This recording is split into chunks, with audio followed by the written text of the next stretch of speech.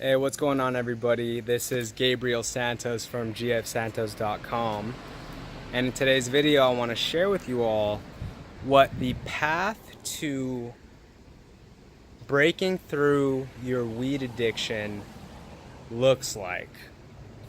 And this is based off of my own experience.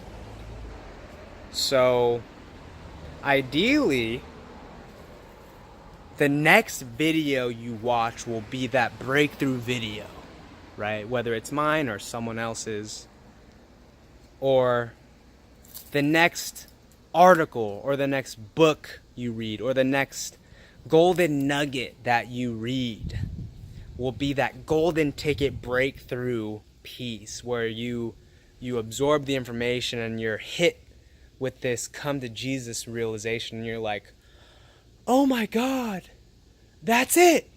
And then your whole life changes forever, and you finally break free, and the power of cravings is gone, and you no longer, you have full control over yourself, and finally what you've been waiting for this whole time is here, right? That would be like the ideal situation. Now, in my experience, that's not what actually happens. What actually happens is something more like you are so stuck in your weed addiction bullshit, and you, on Monday, you decide, I am gonna stop smoking weed for the rest of my life. This is it. I am done.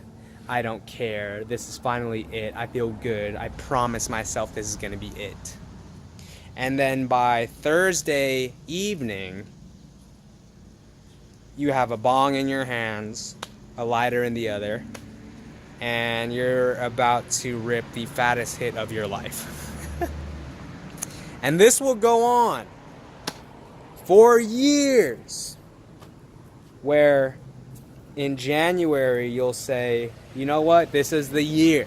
Finally, I'm gonna go a whole year without smoking, finally. After 6 years of smoking every day and trying to quit and not getting there. And then again, by maybe February this time, you're spending $30 on an eighth, right? So this is gonna go on for a little bit, okay? That's like phase 1, right? Or whatever phase you wanna call it. The next phase is where you just become hopeless. And what I mean by hopeless is that you've tried to quit so many times and failed that you have no idea what the fuck the answer is. And ironically, the only thing that makes you feel good about the fact that you can't figure this whole addiction out is that you smoke weed, because that's what makes you feel good. And every time you do it, it temporarily solves a problem, yet it is the fucking problem. So it's like, well, fuck me, right? Crazy shit. Crazy shit. And so, you probably give up on quitting for a while. And you probably hit a low. And by the way, you're probably going to hit a couple lows. Like real low. And and in the meantime, you've been absorbing all this information. You know how the brain works with habits. You are aware that your thoughts create your reality. You are fully equipped with all the knowledge you think you probably need to know in order to make this work. And you've also had periods of success. Of like, man, I can really do this. Dang. But no matter what, you keep falling into the same patterns over and over. You can't break free. You can't make that full crossover. There's always 2 steps up and 2 steps back. It fucking sucks. It fucking sucks. For sure. It's frustrating. And then, whether it's one day or 1 week or one whatever, there's this, and this is significant right here, there's this different type of decision that you make that you've never made before. And the difference between this decision and all your other decisions is that when you actually decide that you are going to figure this out and make it work, you actually mean it. Because, in my opinion, believe it or not, in all the other past attempts to quit, you actually weren't fully committed. Not actually fully. There was always at least 1% of you not in. And surprisingly enough, that 1% is enough to never have you get to where you want to go. But it will get to a point, doesn't have to take 8 years, can take 8 days, okay? But the difference is that in this one decision, this different decision, you will be 100% committed. Whatever it takes. Whatever it takes. And what's crazy is that you might still fail. But instead of letting failure pull you back, you use failure to help you move forward. And so the whole destination is different when commitment is at 100%. When you are 100% committed, even if you get set back, the destination, the target is always at the end where you want to be.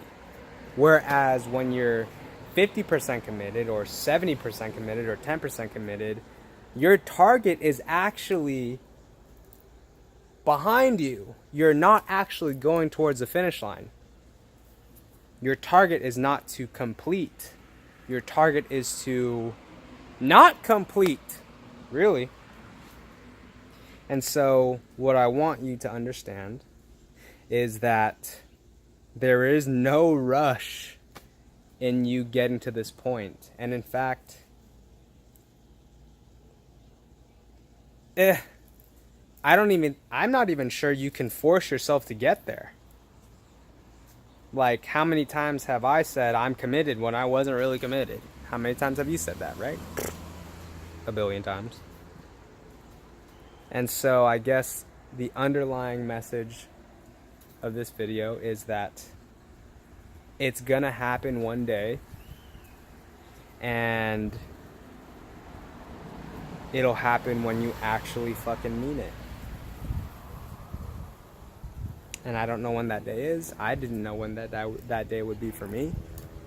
But eventually one day it did happen. And the cool thing, the miracle type thing, is that when you do finally make that 100% commitment, all the things that you would actually need to succeed start showing up. All of them. Everything.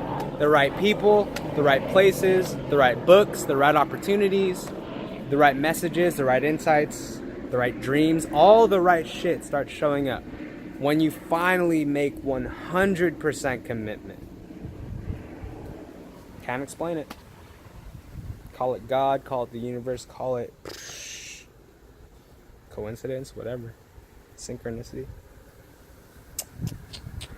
This is what I know. This is what I lived. And so if you're looking for what the future, what the path to success through weed addiction looks like, well, my friends, that is it. Struggle and keep smoking. Phase 1. Phase 2, become hopeless, give up. Phase 3, finally fully commit. Phase 4, succeed. So, try and figure out which phase you're at. And just know that as long as you never give up, you'll eventually get to that full commitment place. And if you never give up, you'll eventually succeed. Alright guys, that's it for today. See you in the next video. Peace.